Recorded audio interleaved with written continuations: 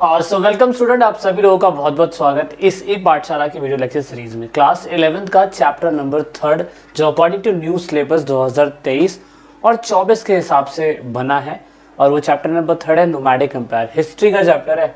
Last year आप लोगों को पता था कि जो बुक प्रिंटेड थी उस बुक के अंदर ही 5th चैप्टर था। एनसीईआरटी ने 4 चैप्टर हटा दिया है क्योंकि due to some Islamic reason बहुत सारे 12th और 11th क्लास से चैप्टर हटाए गए हैं, तो ऐसा ही 4 चैप्टर हटा देगा। बट मुझे लगता है वो नहीं हटाना चाहिए था। चैप्टर में काफ़ी अच्छी नॉलेज मिल रही थी कि किस तरीके से इसका एवोल्यूशन होता है धर्म का, और फिर किस तरीके से उनके रिलेशंस दूसरे इलाके में डेवलप होते हैं। हाल फिलहाल उन्होंने नहीं डाला है चैप्टर, तो हम वो चैप्टर 4 को हटाते हुए अब इसको हम आगे बना रहे हैं।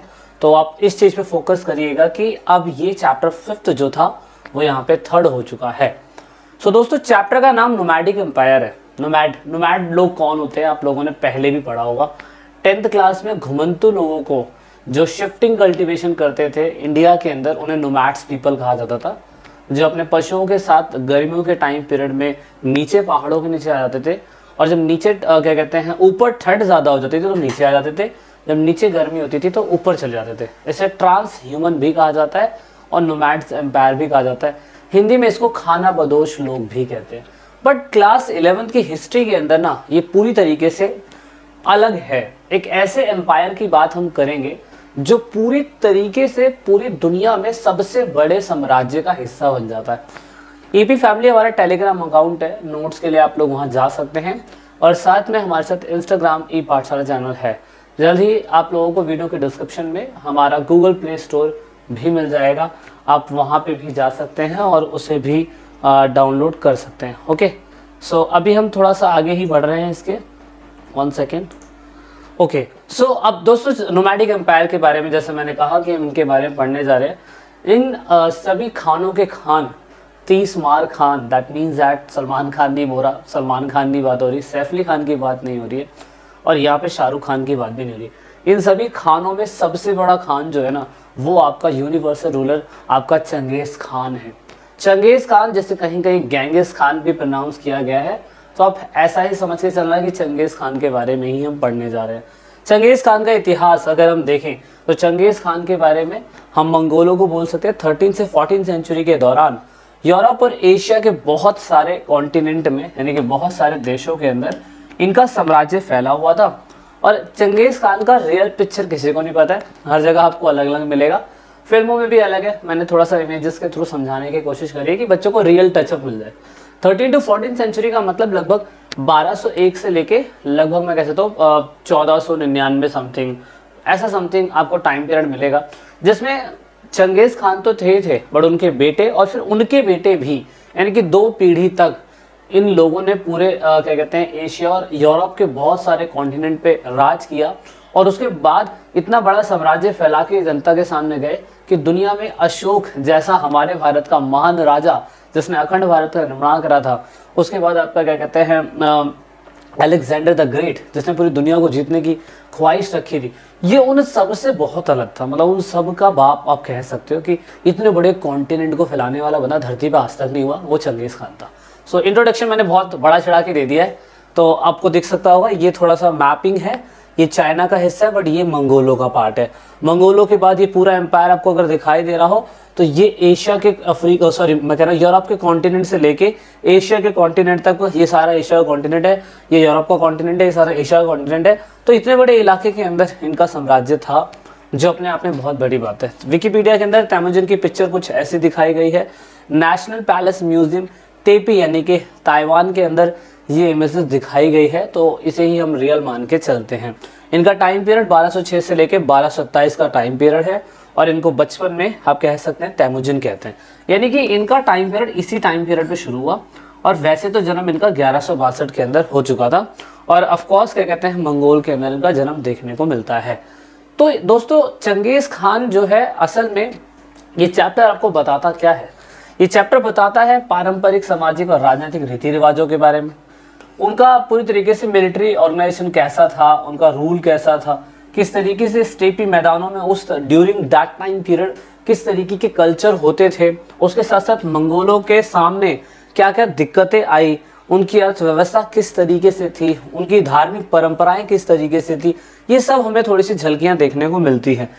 यायावर साम्राज्य बनाने के लिए उन्होंने एक नए कदम उठाने पड़े और समझौते भी करने पड़े। इस साम्राज्य का यूरेशिया के इतिहास पर गहरा प्रभाव पड़ा और इसने मंगोलों के समाज के चरित्र और संरचना को हमेशा बदल डाला।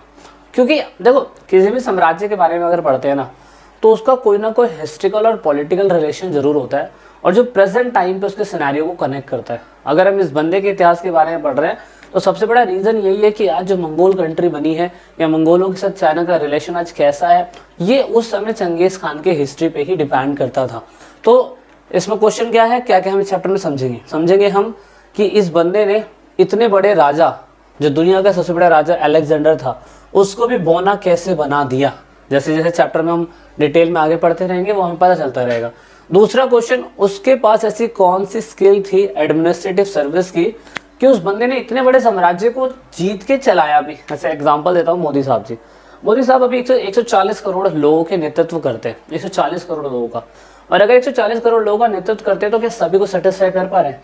इतनी सारी टेक्नोलॉजी होने के बावजूद भी हम सही तरीके से वो पूरे इलाके को कंट्रोल नहीं कर सकते हैं। लेकिन वो बंदा, टेक्नोलॉजी भी नहीं थी, उस तरीके की व्यवस्थाएं भी नहीं थी, लेकिन फिर भी इतने बड़े इलाके पर कैसे डोमिनेंस चलाया, वो एक अपने आप में बहुत बड़ी खूबी है। और वो राजा की ही खूबी होती है, चंगेज खान के अंदर थी, और वही हमें समझना है। देखो, हिस्ट्री हमें यही समझाती है, ठीक है। कल को आप भी किसी इलाके के राजा बनते हो तो आपको ये तो पता होना चाहिए ना इतना बड़ा एम्पायर चलाना कैसा है। इसीलिए दूसरी अगर बात करें तो Genghis Khan relate to diverse social and religious group that comprise his dominance. दूसरी बात ये भी कि यूरोप का अलग ड्रेसिंग सेंस, खान पान, एशिया का अलग ड्रेसिंग सेंस, खान पान। तो मतलब इस चीज़ के लिए हमें समझना ज़रूरी है कि किस तरीके से एशिया और यूरोप के कितने बड़े कॉन्टिनेंट में जिसमें अलग अलग टाइप के लोग, डाइवर्स पीपल रहते हैं। एशिया का एग्जांपल ले तो एशिया में कितनी सारी कंट्री है, रशिया, चीन, उसके बाद आपका मंगोल, फिर पूरा भारत तो है ही, भारत के कुछ कॉन्टिनेंट जहाँ तक इसने अपना साम्राज्य फैलाया था वगैरह वगैरह। तो ये भी एक बहुत बड़ा क्वेश्चन है। दूसरा सबसे बड़ा क्वेश्चन है मंगोल्स कौन है और उसके बाद वो कहाँ रहते थे और who did they interact with and how do we know about the society and the polity। मतलब हमें इनके बारे में कैसे पता चला, इनकी सोसाइटी के बारे में हमें कैसे पता चला, इनकी राजनीतिक व्यवस्था कैसी थी, ये किस तरीके से ऑर्गेनाइज होते थे या किस तरीके से ये डेवलप हुए। Each and everything we need to understand. बहुत बड़ा चैप्टर है और बहुत यूजफुल चैप्टर है। कारण सिंपल सा यही है कि ये हमें बताता है कि एक मंगोल राजा जिसने इतने बड़े वास्ट एम्पायर को कंट्रोल कैसे किया। ओके, सो steppe डावल themselves usually produced no literature। क्योंकि हमें पता था कि जो भी स्टेपी निवासी थे ये पूरे भारत के अंदर, सॉरी भारत की बात हो रही है, ये पूरे के पूरे इलाके के अंदर इन्होंने ज़्यादातर अटैक ही करे, तो लिखा बहुत कम है, इन लोगों ने लिखा बहुत कम है। इसलिए इनके द्वारा लिखी हुई किताबें हमें ज़्यादा देखने को नहीं मिलती है।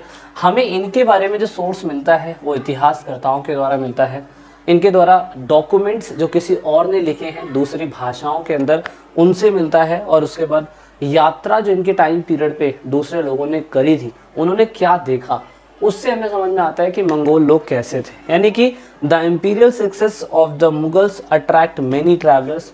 आप कह सकते हो कि मंगोल की जो सफलता थी, जो इतने बड़े इलाके को जीतते थे या जीते हुए थे, उन्होंने किस तरीके से इतने बड़े इलाके को डोमिनेंस करा। अब क्योंकि ज़्यादातर टाइम वो हमेशा अटैक करने पे ध्यान दिया करते थे, इसलिए इतिहासकर्ताओं के द्वारा ही उनका इतिहास लिखा गया।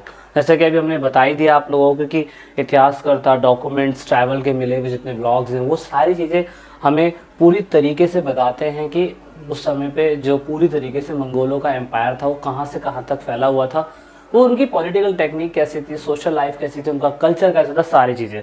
तो हमें वेरियस बैकग्राउंड जैसे बुद्धिस्ट, क्रिश्चियनिटी, टर्किश और मुस्लिम, इन सभी से हमें इनके बारे में पता चलता है। एनसीईआरटी क्या लिखती है? एनसीईआरटी देखो यही लिखने की कोशिश करती है। कहने का मतलब अनेक भाषाओं में रचे गए, जिनमें सबसे निर्णायक चीनी मतलब ज़्यादातर जो इनके इतिहास लिखे गए थे वो काफ़ी भाषाओं में, जैसे चीनी है, मंगोली है, फारसी है, अरबी है, इन सभी में हमें इनके बारे में पता चलता है। इवन हमें बहुत सारे क्या कहते हैं मटेरियल जो है इटालियन लैंग्वेज के अंदर, लतानियन लैंग्वेज में, फ्रांसीसी, रशियन लैंग्वेज के अंदर भी हमें देखने को मिलती है। मतलब ये सारी चीज़ें हमें एक एग्जांपल देती है कि उस समय मंगोलों ने अपने खुद का इतिहास नहीं लिखा है, लेकिन दूसरे लोग उनके इतिहास के बारे में लिखते थे। एक एग्जांपल के लिए सबसे फेमस एक बुक है जिसे आप कह सकते हो मांको उल नुबोतियम, जो भी न्यूटोबियन, जो भी ये नाम यहाँ पे लिखा हुआ है, ये चाइनीज लैंग्वेज में लिखी हुई एक बुक है जो पूरी तरीके से उस समय मंगोलों के इतिहास के बारे में दिखाती है। मार्को पोलो भी एक व्यक्ति थे जो उस समय पे उनके राज दरबार पे गए थे, उन्होंने इटालियन एंड लतानी लैंग्वेज के अंदर लिखा था। उसके बाद दूसरे और साहित्यिक रचनाएं हुई थी मंगोलों के ऊपर जो उस समय पे रह रहे लोगों ने लिखी होगी। थोड़ा बहुत इनके रिटर्न में 19-20 का फर्क हो सकता है, क्योंकि एक नहीं चीज़ें होंगी, ये बिल्कुल फैक्ट बात है। दूसरा कारण यहाँ पे फर्क होने का ये भी हो सकता है कि हमेशा इतिहास लिखते समय जो भी इतिहास करता होता है वो अपनी विशेषताओं के ऊपर ज़्यादा फोकस करता है। तो ये सारे कुछ वेरिएशन है जो हमें समझना ज़रूरी है। मंगोलों के बैकग्राउंड के बारे में समझे तो ऑफ कोर्स ये बहुत ही ज़्यादा अलग अलग ट्राइबल्स ग्रुप थे, इनकी लैंग्वेज सिमिलर नहीं होती थी, अलग अलग भाषाएं होती थी। मंगोलों के अंदर ज़्यादातर लोग एक तरीके से कबीले में रहते हैं, जैसे कि एक कबीला अलग, दूसरा कबीला अलग, तीसरा कबीला अलग।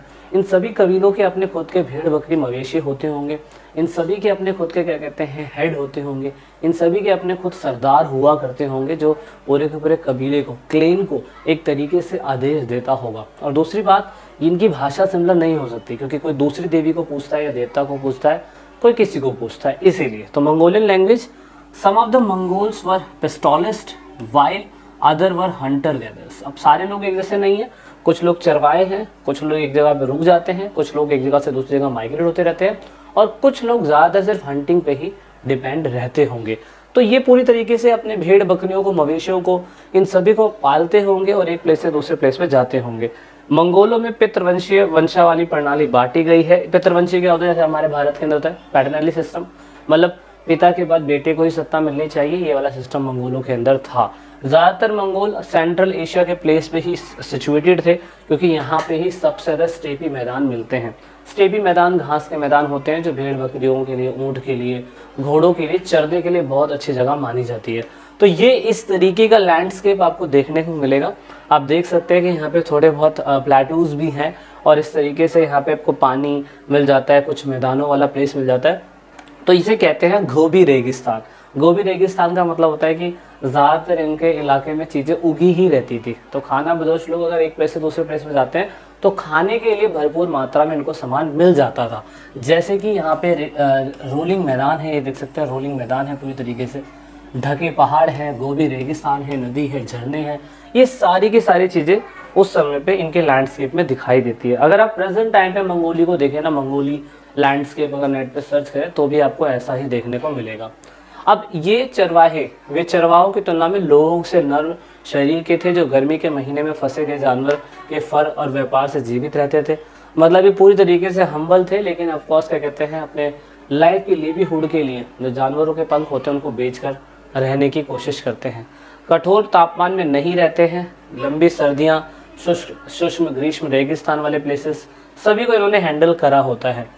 Agriculture is not possible in the pastoralist region but Mongol did not take any agriculture. मतलब इस प्लेस पे पॉसिबल था थोड़ा बहुत एग्रीकल्चर करना, पर मंगोल लोग नहीं किया करते थे। The Mongol lived in a tent, ये टेंट में रहते थे। इस टेंट को इनकी भाषा के अंदर एक स्पेशल वर्ड बोला जाता है, मिल्पा। ओके, मिल्पा कहा जाता है, तो आप जरूर याद रखिएगा मिल्पा। एक तरीके के टेंट में ही रहते थे, क्योंकि मिट्टी का बना हुआ घर तो वैसे ही पॉसिबल नहीं है, एक प्लेस से दूसरे प्लेस पर ट्रैवल करना है तो वैसे पॉसिबल नहीं है। इस हिसाब से मिट्टी के बने हुए घर में रहते हैं। और ऑफ कोर्स क्या कहते हैं, समर के टाइम पीरियड में और विंटर के टाइम पीरियड में अपने जानवरों के साथ एक प्लेस से दूसरे प्लेस पे घूमते रहते हैं। टेंट आप देख सकते हो नॉर्मल बेसिस पे कैसे भी लगाया जा सकता है, ऐसा टेंट इसमें बनाया गया था। बनाते थे ये लोग, इसे मिल्पा कहते हैं। लोग अपने Mongol had scarce resources, the richer family were larger, possessed more animal and the precious land. Of course जो मंगोल्स होते थे वो ज़्यादातर क्या कहते हैं, मैं कह सकता हूँ उन पे संसाधनों की कमी होती थी। एग्रीकल्चर नहीं हो पा रहा है, दूसरा टेक्नोलॉजी इतनी अच्छी है नहीं कि ज़मीन खोद के सोना निकाल ले या आयरन और या बॉक्साइट निकाल ले और उसको बेच के सेल आउट कर दे, ये पॉसिबल नहीं है। ज़्यादातर रिच जो कबीले होते थे उनके पास ही ज़मीनों का अबेंडेंट रिसोर्स होता था और वही ज़्यादातर डोमिनेंस करते थे, और ऐसा हर जगह हमें देखने को मिलता था। इसलिए ये लोग क्या करते थे, आपदाओं के अनुसार या मौसमों के अनुसार जैसे रिक्वायरमेंट होती थी वैसे वैसे ये लोग माइग्रेट करते चले जाते थे। Usually harsh in the cold winter they stored provisions run out, they conflict over the pastures land and predatory raid in the search of livelihood. ज़्यादातर क्या होता था, ठंड के टाइम पीरियड में भोजन को संग्रहण करके रखते होंगे, लेकिन अगर सामान नहीं होता होगा तो दूसरे कबीले पर अटैक करने का सिस्टम इनके पास होता था। और ऑफ कोर्स ऐसा होता है क्योंकि ज़्यादातर कबीले यही करते हैं। इंडिया के कबीलों की बात करें तो उनका भी सेम यही टाइम पीरियड हमें देखने को मिलता है। Agriculture produce iron utensil from the China for exchange for the horses for and the game trapped in the चीन के पास काफ़ी अच्छी एग्रीकल्चर थी, इसीलिए ये लोग क्या करते थे, उनसे एग्रीकल्चर के बदले में, मतलब जैसे कि मान लीजिए उनके पास एग्रीकल्चर है चीन के पास, तो वो एग्रीकल्चर मंगोलों को कुछ दे देते होंगे और मंगोल उनके बदले में उन्हें एनिमल से बने हुए पंख दे देते हैं या जो भी उनको ज़रूरत पड़ती है। तो इसे बार्टर सिस्टम कह सकते हो आप एक तरीके से, या ट्रेड तो कह ही सकते हो ना। अब ये सबसे बड़ा क्वेश्चन ये आता है कि आदान प्रदान के खेल में जो मंगोल होते थे उनको अटैक तो करना ही आता था, क्योंकि उनके जीवन में अटैक का सिस्टम सबसे ज़्यादा अहम था। अटैक करना, छेड़ना और ऑफकोर्स चीज़ें कब्जा लेना, ऐसा होता था। तो ये लोग भी ऐसा ही करते थे और ऑफकोर्स क्या कहते हैं, इस वजह से चाइना हमेशा खतरे में रहता था कि बिजनेस करना मंगोलों की बात नहीं है और मंगोल एग्रीकल्चर नहीं करते और इसलिए ज़्यादातर हंटिंग पे ही डिपेंड रहते हैं, इसलिए वो अटैक करते दूसरे कबीलों पे और उनके संसाधनों का इस्तेमाल करते हैं। तो चाइना के साथ भी यही होता था कि चाइना के पास एग्रीकल्चर था, लेकिन एग्रीकल्चर के बदले में ऑफकोर्स क्या कहते हैं वो मंगोलों से हार जाते थे इस चक्कर में। That is why the great wall of China बनाई गई। The great wall of China 21,196 kilometre लगभग इतनी है। अगर आप देखें 2009 में इतनी थी, बाद में से और बढ़ा दी गई है और कंटिन्यू ये मंगोलों के डर की वजह से ये वॉल बनाई जा रही है। इस वॉल के ऊपर बहुत सारी फिल्में बनाई गई है। कुंफू की फिल्म है, चेन्नई वर्सेस चाइना हमारी इंडिया की, सिद्धू की है, मुझे नाम याद नहीं, नाम है सिद्धू कुछ है ना। तो बैकड्रॉप टू चाइना इसका गाना था आई थिंक। तो इस वॉल को आप कह सकते हैं कि ये एक ऐसा सिंबल है जो दिखाता है मंगोलों के इतिहास के बारे में कि मंगोल किस तरीके से चाइना के ऊपर डोमिनेंस करते थे और चाइना उनसे नहीं जीत पाता था। That is why the great wall of China बनाई गई थी। तो यहाँ पे आप वॉल ऑफ चाइना के बारे में देख सकते हैं। The great wall of China was a visual testament to disturbance and the fear that brought by the nomadic raid on the agrarian society of the North China and the Central Asia। चीन की महान दीवार उत्तरी चीन और मध्य Asia के कृषि समाज पर भयावह छापे द्वारा लाए गए अशांति और भय के लिए एक दृश्य का प्रमाण पत्र है। बिल्कुल सही, जो मैंने बताया वही लाइन लिखी हुई है। ये दिखाता है किस तरीके से एक डर है चाइना को, दैट इज़ वाई ये बनाई गई। तो कंक्लूजन हम जानते हैं कि हमने क्या पढ़ा। हमने पढ़ा नोमैडिक एम्पायर क्या था, हमने पढ़ा कि नोमैडिक एम्पायर के बारे में हमें जानकारी कहाँ से मिलती है। हमने मंगोलों के बैकग्राउंड के बारे में पढ़ा, जैसे कि नेचुरल क्लाइमेटीज पे वो लोग क्या करते हैं, ठंड के टाइम पीरियड में स्टोर कर लेते हैं, नहीं मिलता है तो अटैक कर देते हैं। साथ में उनके हमने सेडेंट्री नेबरिंग कंट्री चाइना के बारे में समझा और उसके बाद हमने समझा थी ग्रेट वॉल ऑफ चाइना क्यों बनाई गई थी। तो ये कुछ चीज़ें हैं जो आपने समझनी है कि हमने ये सारी चीज़ें पढ़ी हैं और ये कंक्लूजन था। आई होप दैट आपको लेक्चर सीरीज समझ में आया होगा। अब हम मंगोलों के और डीपली डेप्थ में जाएंगे, समझेंगे कि मंगोल और क्या बताना चाहते हैं। नेक्स्ट पार्ट में हम लोग जल्दी मिलेंगे। So this is it in this video. Thank you for watching. जय हिंद, जय भारत, वंदे मातरम।